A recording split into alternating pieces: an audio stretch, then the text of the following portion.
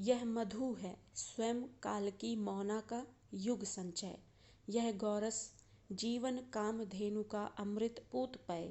यह अंकुर फोड़ धरा को रवि को तकता निर्भय।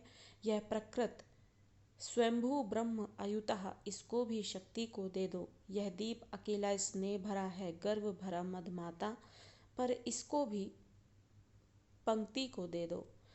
अब आगे जो कवि कहते हैं कि जैसा कि इस कविता का मुख्य विषय है कि एक व्यक्ति है जो व्यक्तिगत सत्ता में ही रह रहा है, लेकिन कई गुणों से भरपूर है, जिसकी वजह से वो गर्वीला हो गया है, मदमाता हो गया है। लेकिन इसको भी समाज से जोड़ना बहुत ही ज़रूरी है, जिससे कि वह स्वयं का भला करने के साथ ही देश का, समाज का, राष्ट्र का भला कर सके। और इसके लिए उस व्यक्ति में जो निहित गुण है, जिसकी वजह से जब वो समाज से जुड़ जाएगा और समाज का फ़ायदा पहुंचा सकेगा और अपने जीवन को भी एक मार्ग दे पाएगा, एक दिशा दे पाएगा और विकास की ओर उन्मुख हो सकेगा, तो वो कौन कौन से गुण हैं। और पिछले काव्यांश में तो उन्होंने 2 गुण बताए थे कि वो समिधा के समान है, जो समिधा के समान जलकर माहौल को, परिवेश को सुगंधित और पवित्र कर देता है। और दूसरा उदाहरण व्यक्ति में निहित गुणों के लिए उन्होंने दिया कि वो पनडुब्बे के समान है, जो अथाह गहराई में जाकर उस अनमोल मोती को चुन लाता है। अब इस काव्यांश में देखते हैं कि व्यक्ति के अंदर निहित कौन से और गुण हैं जिसकी वजह से वो उनको समाज से जोड़ना चाहते हैं और समाज का भला हो सके। इसके लिए वो उसे समाज से, व्यक्तिगत सत्ता से निकालकर सामाजिक सत्ता से जोड़ना चाहते हैं। वो कहते हैं कि यह मधु है, मधु यानी शहद, जो कि मीठा होता है और पवित्रता की निशानी लिए होता है।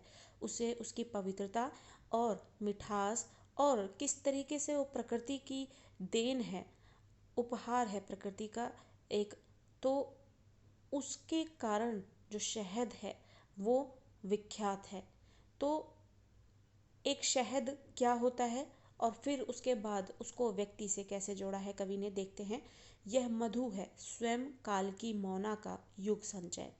स्वयं काल की मौना यानी पिटारा का युग संचय। तो एक शहद क्या होता है, बहुत लंबे वक्त तक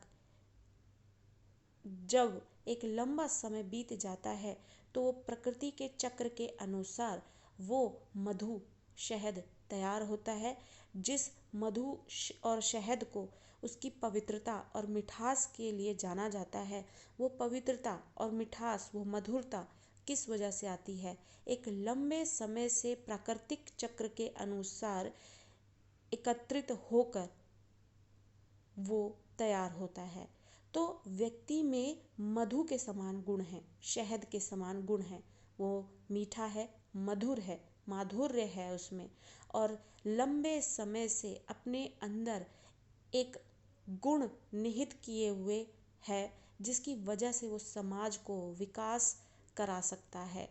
लंबे समय से यानी व्यक्ति जो है अपनी उम्र बिता रहा होता है, समाज में रह रहा होता है, या फिर व्यक्तिगत रूप से अपने जीवन को जी रहा होता है, लेकिन अपने अनुभवों के आधार पर उसने बहुत कुछ सीखा होता है अपने जीवन में।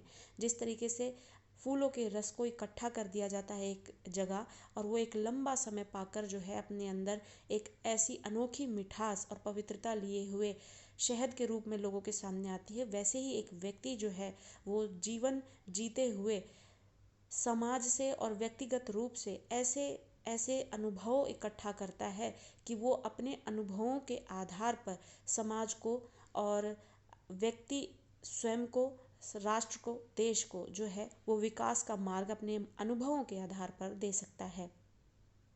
वैसे ही यह गोरस जीवन कामधेनु का अमृत पूत पय।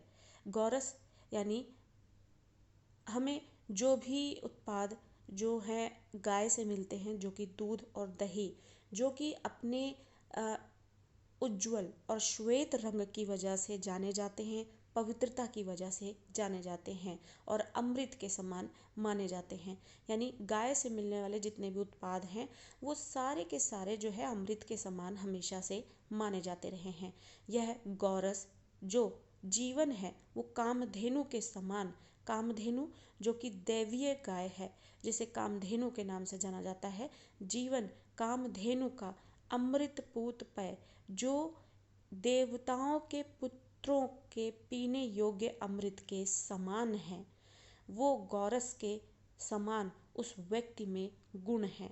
यानी गौरस जो हमें गाय से मिलने वाले जो उत्पाद हैं उसके वो जो विशेषताएं हैं, वो विशेषताएं भी हमें उसी गुणवान व्यक्ति के अंतर्गत देखने को मिलती हैं।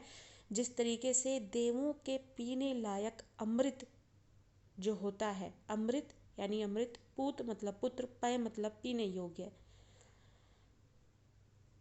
तो इस तरीके से उस व्यक्ति में मधु के समान गुण है, गौरस के समान गुण है।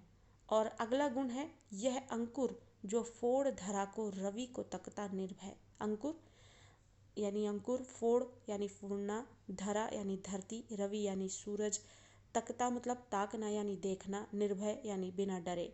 जिस तरीके से एक बीज को जमीन के अंदर दबा दिया जाता है और वो अंकुरित होकर धरती को फाड़ कर उसमें से पनपता है और रवि को यानी सूरज को निर्भय होकर ताकता है, जो अपने ताकत का परिचय देते हुए, अपने बलवान होने का परिचय देते हुए सामने सूरज के खड़ा हो जाता है धरती को फोड़कर और अंकुरित होकर।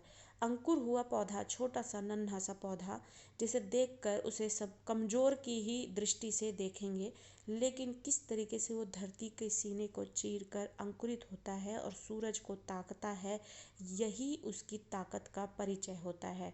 और यही गुण कवि यहाँ पर उस व्यक्ति में देखते हैं और इसी गुणों की वजह से वो ये निवेदन करते हैं कि उसको भी पंक्ति में शामिल कर लो, यानी उसको समाज में शामिल कर लो, जिससे कि वो समाज का और स्वयं का भला कर सके। यह प्रकृति यानी प्रकृति से जन्मा यानी प्राकृतिक होना, स्वयंभू स्वयं से जन्मा हुआ, ब्रह्म यानी ब्रह्मा यानी ब्रह्मा का अंश, व्यक्ति की बात हो रही है तो अयुता जो दूसरों से अलग हो, इसको भी शक्ति को दे दो। यानी ये सारी गुण होने के वजह से, ये सारे गुण होने की वजह से, कौन कौन से, मधु के समान होने की वजह से, गौरस के समान होने की वजह से, अंकुर की समान होने की वजह से, और इन सब में वो सारे गुण हैं जो एक व्यक्ति में अगर निहित होते हैं तो वो देश के लिए, समाज के लिए बहुत आगे तक देश को पहुंचाने में और उसका विकास कराने में मददगार वो व्यक्ति हो सकता है। लेकिन अगर वो अकेला होगा तो वो इन गुणों की वजह से सिर्फ गर्व से भरा होगा और गर्व में मदमाता होगा।